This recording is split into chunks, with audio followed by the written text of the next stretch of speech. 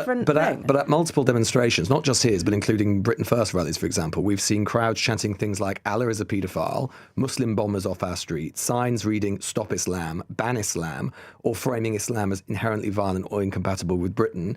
Lots of Muslims would see that and think, that threatens me. Should they be banned? So I want a tolerant society, and I want people to be able to, freely protest and express their views. But what I don't want is a situation where we start tolerating events which are basically calling for the eradication of the They're Jewish calling for population. Muslims to be left to be deported from Britain. All right, yeah, but I don't want to see So why is marches that where Jewish people are basically under threat and it's seen as somehow acceptable.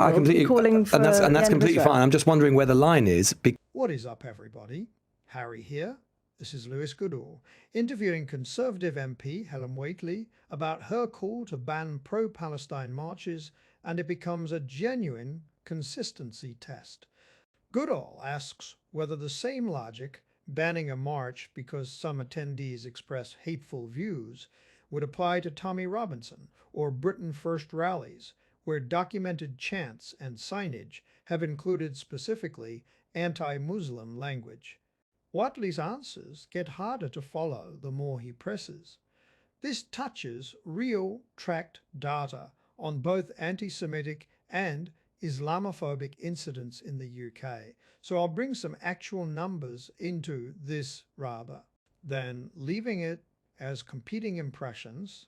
Get subscribed if that's useful to you. I'm speaking to Jewish friends of mine who say that in years gone by, they've felt safe living in Britain. They've just been able to get on with their lives like anybody else. Now, Jewish communities feel under threat. People feel unsafe in this country. My Jewish friends of mine who are saying, well, do we stay in the UK? Do we go somewhere else? Now, the UK is still safer than many other places, but it's not the safe place that it used to be. Kemi Badenoch has been talking this weekend particularly about how we need a much stronger response from the government to anti-Semitism. It needs to be treated as a national emergency. The government needs to take this much more seriously. Well, your leader, in fact, has said that anti-Semitism cannot remain acceptable in supposedly polite dinner party conversations. What does she mean by that? What does she have in mind? That's just one of the things that's been pulled out from an interview and an article that she's written on this, talking about the fact that it's almost become normalised, I guess, in the currency and somewhat under the guise of pro-Palestine and to some extent... Have you been at dinner parties where people have been anti-Semitic? No, I haven't. But what I have heard is people thinking that if they are kind of advocating for Palestine, then they're kind of somehow on the side of on the side of virtue. Well, actually, when you look at some of the protests that have taken place, which have been actually strongly anti-Israel, including people calling for the end of Israel and for Jewish people to be out of Palestine. But criticism of Israel and anti-Semitism are not the same thing, are they? And indeed, it's dangerous to allied them. But what we're seeing is the two things actually being bundled together, and people not realising that if they are getting involved in that, they're becoming part of this whole movement against Israel and against Jewish people. You can go on a protest protesting Israeli government policy and not be anti-Semitic. So I think there's the problem is that what we've seen happen with some of the protests is as they've become... There are Jews on these protests, they're not anti-Semitic. Some of them have become breeding grounds for anti-Semitism and extremism. And this has to be called out. It is not okay. They're not just peaceful protests. They are truly hate marches calling for the end of Israel. You're saying that all the people on there are conducting hate?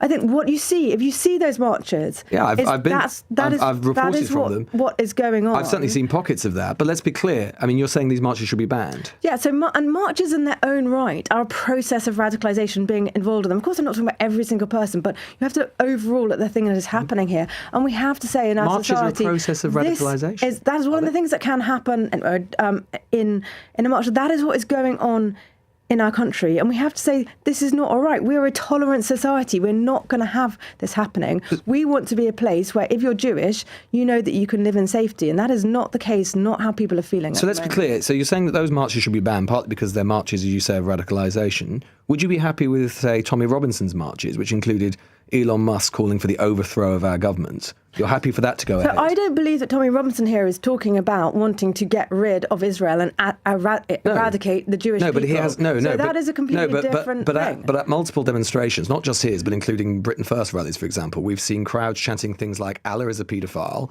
"Muslim bombers off our street," signs reading "Stop Islam," "Ban Islam," or framing Islam as inherently violent or incompatible with Britain.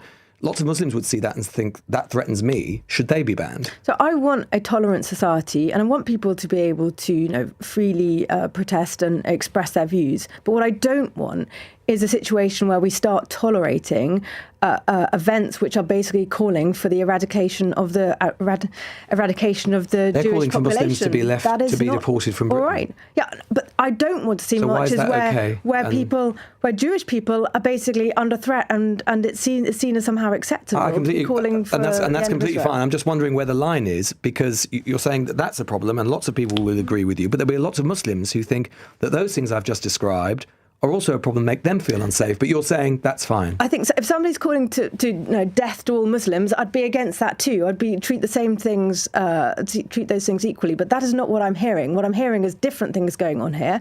And as I said, what is very clearly wrong and what has gone wrong in this country is allowing marches which were essentially calling death to Jewish people. But what you're saying, Israel. You're saying that not everyone. Not everyone clearly at those marches for Gaza and Palestine would be racist. Clearly, they wouldn't be. But you're saying that some of the people there are racist and are calling for violent, appalling things. So on the basis of that logic, you would ban Tommy Robinson's rally, because some of the people, not all the people there are racist and calling for appalling things, but some people are. No, I've explained my position. It feels to me like we're going... it. Well, it feels like we're going round and round in circles. So I don't see the benefit in going on as to one thing versus another. I'm just wondering what the consistency is. That's all. It is consistent. I'd say, and two calls for violence against two different groups. No, one's bad, one's okay. Calling for a death to a group of people, that is not okay. That is not the right thing in our country. Ban Islam. So ban Muslims, basically. How is that not really dangerous to a group of people when you're saying ban Islam? I'm saying ban Muslims from this country. Calling for the death of a whole, of people, of the Jewish people, that is not something acceptable. So ban Judaism would be okay. So what we're saying, I think you're going into hypotheticals. What about this? What about that? We've seen what's happened. What we've seen happen in this country is it become normalised that it is essentially okay to call for the end of Israel, and we don't agree with that. Lots of Muslims think that hatred against them has become normalised. You don't agree? Look, I don't support hatred against any group of people. So there's a very specific thing that were happening, and look, we're seeing it in the huge rise of where we started this conversation in attacks against Jewish people. It's absolutely appalling. Huge rise of anti-Semitism, translating into violence, translating into people's lives, and so on. We've seen hatred on the rise in every direction. So let's not allow this kind of hatred. And there's a point at which you have to draw a line. Okay, on an issue of sensitivity, there's been criticism of your party this week, publishing a video online defending Troubles veterans and criticising the government's Veterans Bill, accidentally using footage of British soldiers killing unarmed civilians on Bloody Sunday as the backdrop. What does it say about the competence of CCHQ that no one apparently at any level recognised the footage from one of the most documented and darkest hours in modern British military history? So what I know is that as soon as that was spotted, that the video was taken down, and Kemi has apologised and said, of course, that shouldn't have been there. What do you say to those in Northern Ireland who say it proves the Conservative Party does not understand the sensitivities in Northern Ireland? If you actually see the reaction that Kemi took the moment she heard about it and the video was taken down, I think that shows exactly an appreciation about the sensitivities. One more thing on the Nigel Farage donation. Do you think he should hand it back? I don't think he should have accepted it. The gift. I mean, first and foremost, he should have declared it. I mean, it's very clear. The rules are clear on this. If you receive, whether you call it a gift or a donation, whatever it is, it should be declared. And the idea that he's kind of the man on the street like everybody else, like he likes to be known as, that is absolutely not the case. And is it time to take these big money donations out of British politics? I mean, let's leave aside the gift. He gave 12 million last year. Foreign-based donor. But he could give to any political party or anyone in that situation. Conservative Party's also taken a lot of money from big donors over the years. Labour Party takes donations too. Is it time to sort out this system? I think it is extraordinary to see a donation and that amount of money going to one man, essentially going to Nigel Farage from the Thai crypto billionaire and to Reform. In other news, Reform has very pro-crypto policies. That begs a question. Is he being bought? What's going on in British politics? I don't want to see that. Watch the consistency test Goodall runs and notice exactly what it does and doesn't establish. He doesn't dispute that anti-Semitism is a real and rising problem. He asks whether Whately's proposed remedy, banning an entire category of march because a minority of attendees express hatred, would be applied the same way to marches where anti-Muslim hatred has been documented. That's a fair test of a stated principle, and Whately's repeated retreat to "I've explained my position" without actually engaging with the parallel is a real gap in the interview, not something manufactured by editing or framing. Both trends referenced in this exchange are genuinely documented, and it's worth being precise about the actual data rather than treating either as a talking point. The Community Security Trust recorded 3,700 anti-Semitic incidents across the UK in 2025, the second highest annual total ever logged, up 4% from 2024, with incidents remaining sharply elevated since October 2023. CST's own analysis found that 53% of 2025's recorded incidents referenced or were linked to Israel-Palestine or the ongoing conflict in some way. Separately, Telmama recorded its highest ever total of anti-Muslim hate reports in 2024, over 6,300 cases, a rise of more than 40% on the previous year, with assault cases up 73%.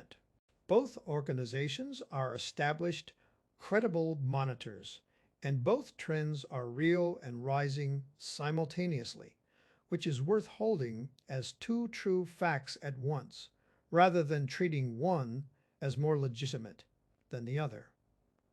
Where this gets genuinely harder to adjudicate is Whately's specific characterization of pro-Palestine marches as predominantly hate marches.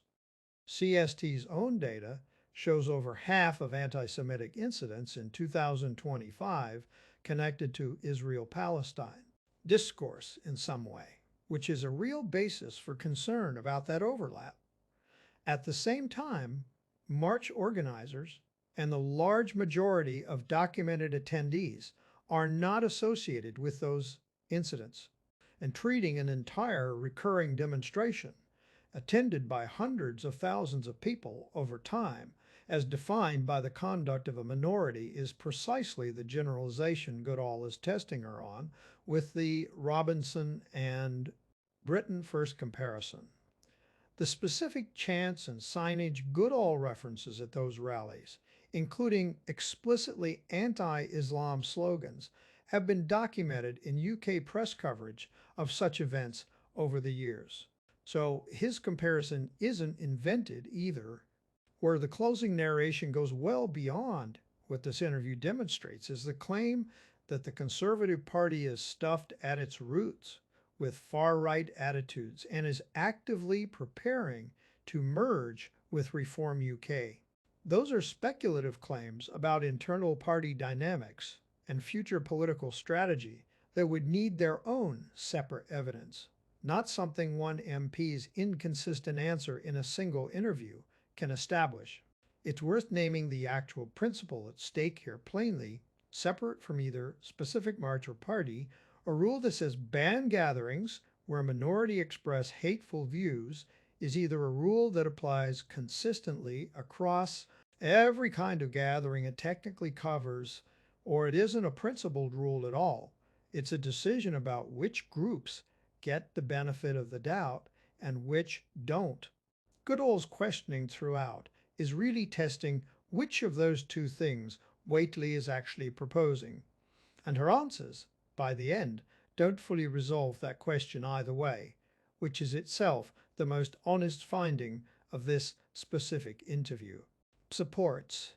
If breakdowns like this are useful to you, get subscribed to Harry Unfiltered and I'll keep bringing the actual numbers into these conversations, one interview at a time.